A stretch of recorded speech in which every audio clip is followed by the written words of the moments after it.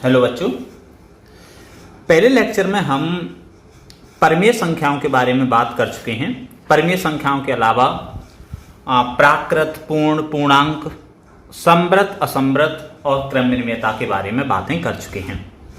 अब बातें करेंगे साहचर्यता के बारे में कि साहचर्यता क्या होती है और कौन कौन से चिन्ह साहचर्य होते हैं और कौन कौन से चिन्ह साहचर्य नहीं होते हैं।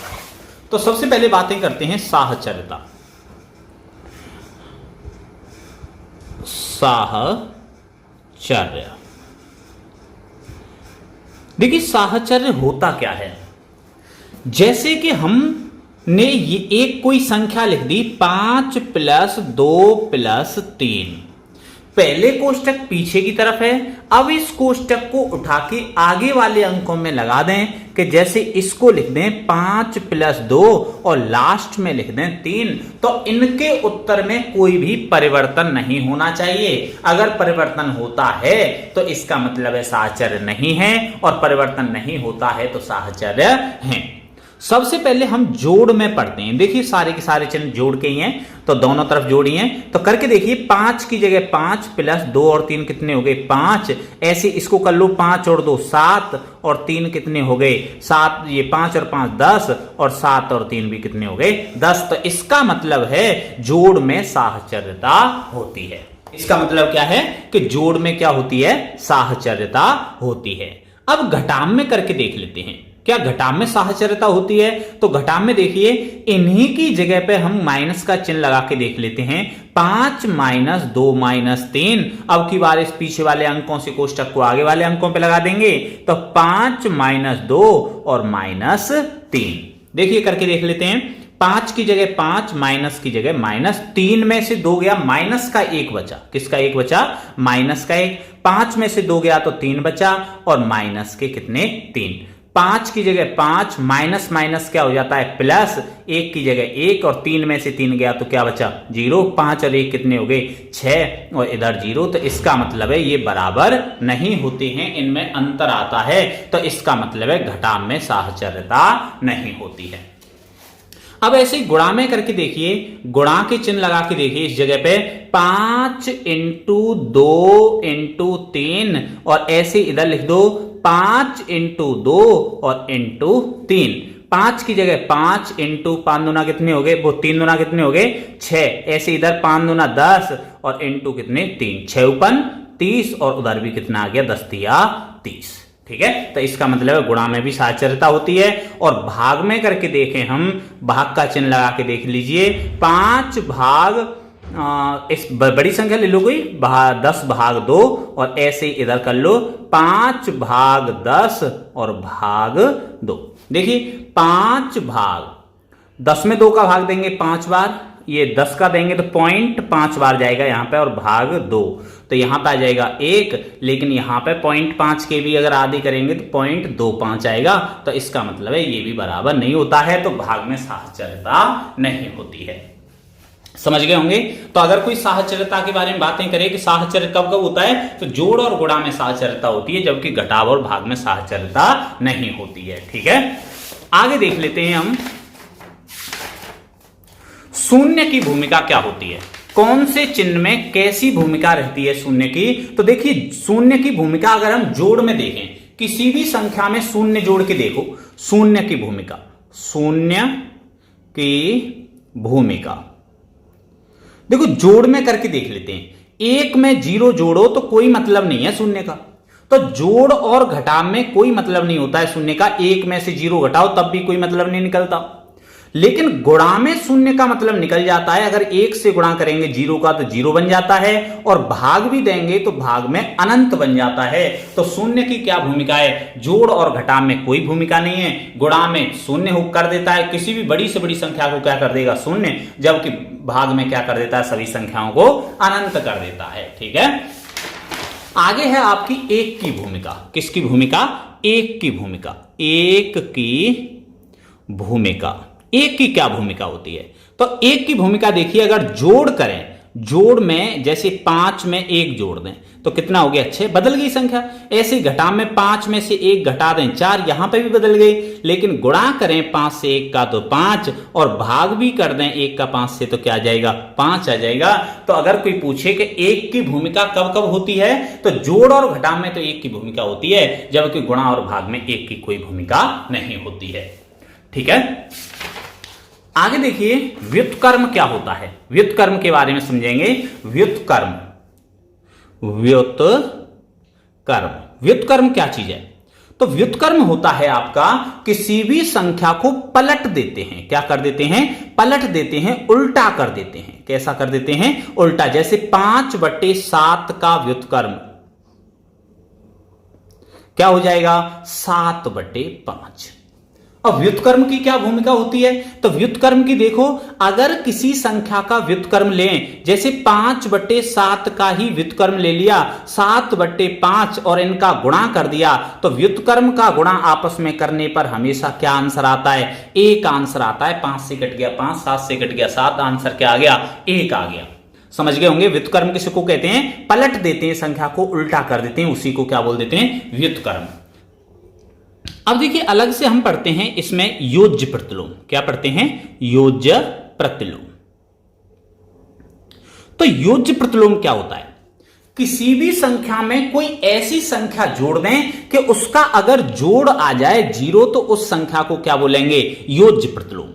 किसी संख्या में जोड़ने पर उत्तर 0 आता है, 0 आता है, तो उस संख्या को क्या बोलते हैं हम? योज्य प्रतिलोम। जैसे 5 में हम क्या जोड़ें कि ये 0 बन जाए?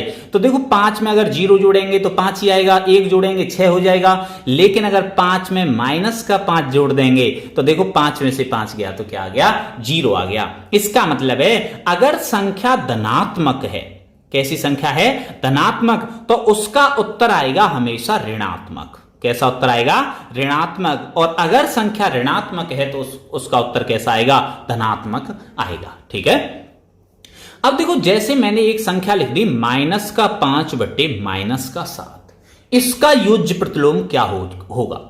तो देखो ये संख्या माइनस की नहीं है, क्योंकि माइनस से कट गया माइनस, ये प्लस की संख्या है, तो इसका मतलब आंसर कैसा आ जाएगा? माइनस का आ जाएगा 5/7।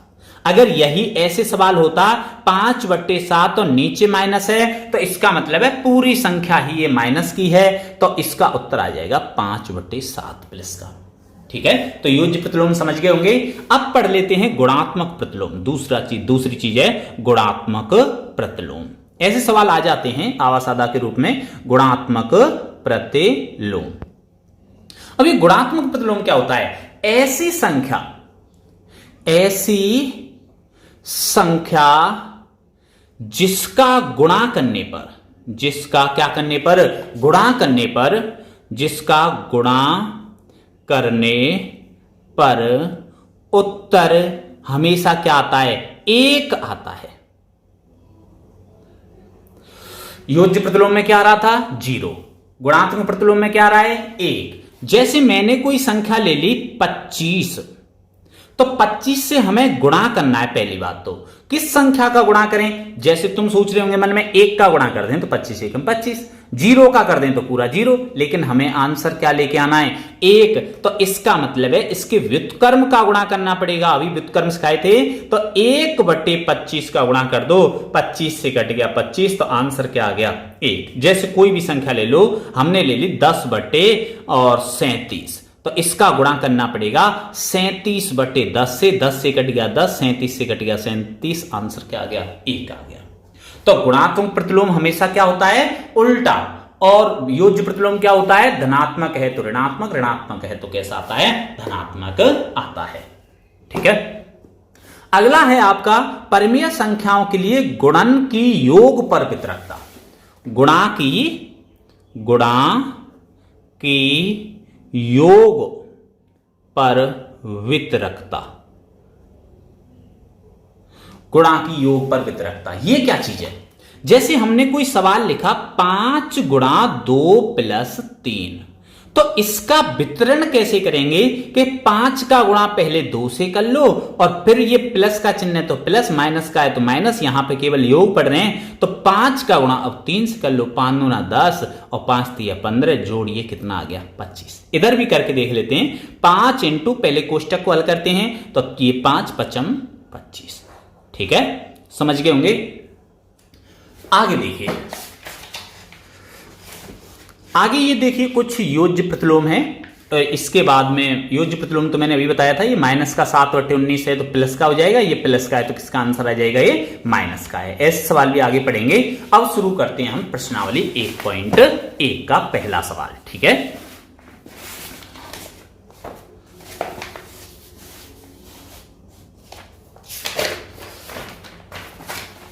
देखिए प्रश्नावली 1.1।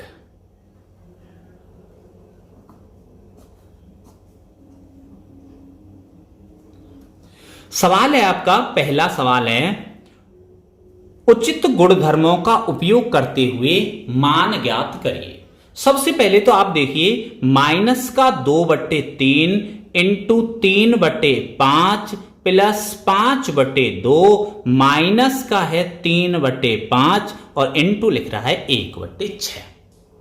सबसे पहले आप इसमें देखिए कि इसमें किस किस प्रकार के चिन्ह लगे हुए हैं।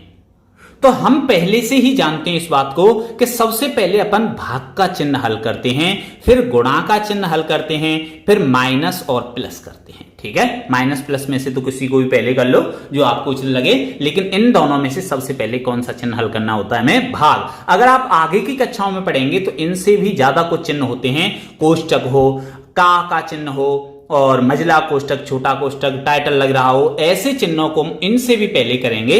लेकिन फिलहाल हम आप कितने तरह के चिन्ह पढ़ेंगे, केवल 4 तरह के ही। तो देखो इसमें कहीं भाग तो लग नहीं रहा है, लेकिन हमारे एक ये रहा गुणा और एक ये रहा गुणा, तो इन 2 तरह के गुणाओं को पहले हल करेंगे, बाकी से हमें कोई मतलब नहीं है। तो सबसे पहले इसको देखिए, तो देखो नीचे 3 है, इसमें ऊपर 3 है, दोनों आपस में क्या हो गए, कट गए। यहां पे अब यहां पे देखिए, ये 3 है, ये 3 से 6 कट जाएगी, कितनी बार, 2 बार। तो सबसे पहले गुणा कर लो, यहां पे कुछ नहीं बचा तो 2 एकम 2 माइनस का, और ये 5 की जगह 5, ये जैसे कि जैसे है ऐसे ही उतार लेंगे। माइनस चिन्ह है माइनस, 1 एकम 1 और 5 दूना कितने हो गए, 10। अब इनका ले लेंगे एलसीएम, लासा ले लेंगे। क्या ले लेंगे, लासा। तो देखो लासा लेना तो आप जानते होंगे, तो ऐसे कर लो, 5, 2 और 10। सबसे छोटी संख्या क्या है, 2 का ही भाग चला जाता है इसमें, और 10 में कितनी बार जाएगा, 5 बार। फिर 5 का दे लो, 1, 1 और 1, कितना लासा आ गया, 10। अगर वैसे भी आप देखो, छोटी छोटी दोनों संख्याओं का इस बड़ी संख्या में भाग जा रहा है, तो बड़ी संख्या ही हमेशा क्या हो जाती है, एलसीएम हो जाती है। 5 का भाग 10 में देंगे कितनी बार जाएगा, 2 बार। 2 का भाग 10 में देंगे कितनी बार जाएगा, 5 बार। और 1 का भाग 10 में देंगे कितनी बार जाएगा, 1 बार। ठीक है, इनका गुणा लिख लेते हैं। 2 दूना कितने हो गए, माइनस के 4, प्लस का चिन्ह है पचम 25, माइनस का चिन्ह है 1 एकम 1। माइनस माइनस के हैं तुम्हारे, माइनस का 4 है, माइनस का 1 है, तो माइनस के हो गए 5, माइनस के कितने हो गए 5, और प्लस के कितने हैं 25। तो 25 में से माइनस के 5 गए तो प्लस के बचे कितने, 20, और नीचे कितना है 10, 0 से कट गए 0, वैसे भी 10 दूना 20। कितना आंसर आ गया इसका, 2 आंसर आ जाएगा। कितना आंसर आ जाएगा, 2। ठीक है, अगला सवाल देखिए आप। अगला सवाल है 2/5। दूसरा सवाल देखिए, सवाल नंबर 2। सवाल नंबर 2 क्या कह रहा है, 2/5 इंटू माइनस का 3/7 माइनस 1/6 3/2 प्लस 1/14 और इंटू है 2/5। ठीक है, तो इस सवाल को अब हम देखेंगे। तो इस सवाल को कैसे करेंगे, सबसे पहले देखिए इसमें किस किस के चिन्ह हैं। तो भाग का चिन्ह तो कोई है नहीं, इससे तो कोई मतलब ही नहीं है। तो किसका चिन्ह है, गुणा 1, ये भी गुणा है, ये भी गुणा है। कोष्टक को उससे पहले करते हैं, लेकिन इस कोष्टक में कोई 2 संख्या नहीं है, अकेली एक संख्या है। ठीक है, तो गुणा करिए, 2 तिया कितने हो गए, माइनस के 6, एक माइनस है यहां पे, और 7 पंजे कितने हो गए, 35। ठीक है, देखो यहां पे ये कट रहा है, अगर काट न जानते हो तो काट लो, अगर गुणा करोगे तो गुणा कर लेना। माइनस के चिन्ह है तो माइनस, 3 से इस 6 को कितनी बार काट देंगे? 2 बार, 3 दूना 6, ऊपर 1 ही बचा और नीचे 2 दूना कितने हो गए? 4।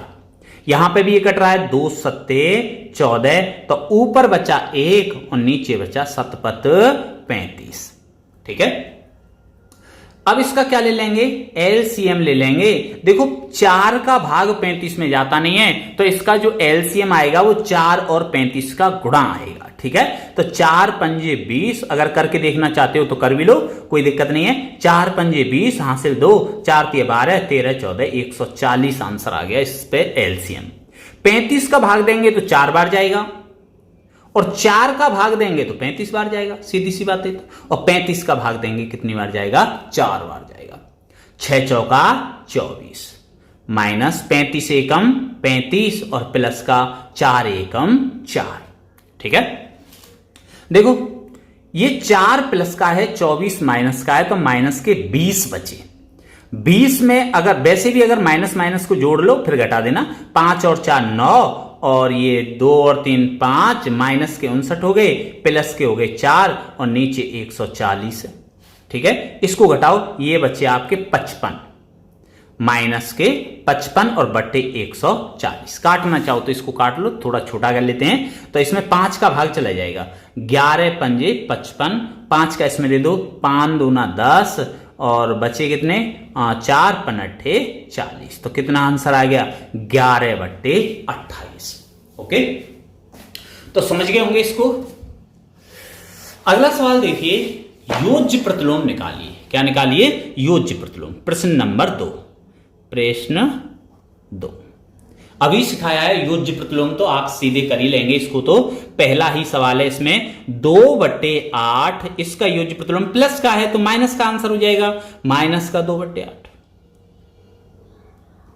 माइनस का है तो प्लस का आंसर हो जाएगा, माइनस के 5/9, और इसका आंसर हो जाएगा प्लस के 5/9। ओके, क्योंकि इनको अगर आपस में जोड़ेंगे क्या आंसर आएगा? 0 होगा। ठीक है, इसका क्या हो जाएगा? तो तीसरा ऐसा भी सवाल मैंने बताया था, माइनस के 6 बट्टे माइनस के 5, माइनस से घट गया माइनस, ये प्लस की संख्या है तो इसका आंसर क्या हो जाएगा? माइनस के 6/5। ऐसे इसको देखिए, 2/-9, ऐसा भी सवाल बताया था, 2/-9, तो इसका आंसर क्या हो जाएगा? 2/9, क्योंकि एक ही माइनस हो तो पूरी संख्या में ही माइनस मान लिया जाता है। 19/-6 है तो इसका भी ऐसे ही कर देंगे, 19/6। ओके, ये आपके दूसरा सवाल हो गया। तीसरा सवाल देखिए आप, तीसरा सवाल है x बराबर, तीसरे का पहला सवाल है x बराबर 11/15 और हमें निकालना है माइनस माइनस x बराबर x। देखिए माइनस की जगह पे माइनस, माइनस की जगह पे माइनस और x की जगह पे क्या लिख दिया? 11/15। ठीक है, देखो माइनस का गुणा माइनस से करते हैं तो क्या जाता है? प्लस का 11/15, और इधर भी क्या है? 11/15, क्योंकि x है तो x की जगह 11/15, 11/15। बस इतना ही नॉर्मल सा क्वेश्चन था ये। ठीक है, दूसरा प्रश्न देखिए, दूसरा प्रश्न है इसमें माइनस का 13/17, माइनस का 13/17, x बराबर माइनस का 13/17। तो इसको फिर से लिख लीजिए, माइनस माइनस x बराबर x, माइनस की जगह माइनस, माइनस की जगह माइनस, एक माइनस इसमें भी है तो एक और माइनस लगा दो, 13/17, और लास्ट में लिख देंगे माइनस का 13/17। माइनस माइनस का गुणा माइनस से किया तो प्लस हो गया 13/17, और बराबर में माइनस का 13/17। माइनस का गुणा प्लस से करेंगे, माइनस का 13/17, और इधर भी क्या जाएगा? माइनस का 13/17। ठीक है, इति सिद्धम। अगला देखिए आप, अगला सवाल है गुणात्मक प्रतिलोम ज्ञात करिए। गुणात्मक प्रतिलोम में मैं अभी बता चुका हूं जब हम इससे पहले बातें कर रहे थे। तो देखिए गुणात्मक प्रतिलोम कैसे निकालेंगे, चौथा सवाल समझेंगे। माइनस के 13 का गुणात्मक प्रतिलोम ज्ञात करना है। तो माइनस के 13 का गुणा किससे कर देंगे, इसके उल्टे से कर दो, लेकिन चिन्ह नहीं बदलेंगे। माइनस का है तो माइनस ही लेंगे। तो 13 से कट गया 13, तो यह आंसर आ गया 1 एकम 1 प्लस का 1 आंसर, यही लाना था। तो गुणात्मक प्रतिलोम क्या हो गया, माइनस का 1/13, ये है आंसर। तो ठीक है, यहां तो निकाल के बता दिया केवल। ऐसे ही दूसरा सवाल देखिए। दूसरा सवाल है माइनस के 13/19, तो चिन्ह जो है वही लिखेंगे, तो माइनस का 19/13। ऐसे कर लेंगे ना सारे सवालों को, ऐसे आवा सादा वो पूछ सकता है। ठीक है, अगला सवाल है 1/5। तीसरा सवाल क्या है, 1/5। इससे किसका गुणा करेंगे, इससे 5 का कर दो, उल्टा करेंगे तो ऊपर 5 आ जाएगा। ऐसे ही चौथा सवाल देखिए, माइनस के 5/8 इंटू माइनस के 3/7। पहले इसको थोड़ा सा हल कर लेते हैं। माइनस का गुणा माइनस से करेंगे, प्लस 5 3 कितने हो गए 15, 8 7 कितने हो गए 56। अब इसका आंसर निकाल देते हैं, आंसर हो जाएगा 56/15 प्लस का ही। ठीक है, उल्टा कर दिया। यो जो गुणात्मक प्रतिलोम इसका निकालेंगे तो कैसा निकालेंगे, उल्टा। ठीक है, यहां लिख दिया करो गुणात्मक प्रतिलोम। ठीक है, अगला सवाल क्या है, इसमें ही है पांचवा सवाल। पांचवा सवाल है आपका माइनस का 1 इंटू -2/5। -1 इंटू -2/5। ठीक है, तो माइनस का गुणा माइनस किया था, प्लस 2 एकम 2/5। तो इसका क्या आ जाएगा, गुणात्मक प्रतिलोम। गुणात्मक प्रतिलोम 5/2। ठीक है, और लास्ट में है माइनस का 1। छठवां सवाल है माइनस के 1 का गुणात्मक प्रतिलोम निकालना है। माइनस के 1 का गुणात्मक प्रतिलोम उल्टा करेंगे, यही आ जाएगा माइनस का 1 ही, क्योंकि माइनस के 1 से गुणा माइनस के 1 का करेंगे तभी प्लस आएगा। ठीक है, माइनस का 1 नहीं आना चाहिए आंसर, प्लस का 1 ही आना चाहिए। ठीक है।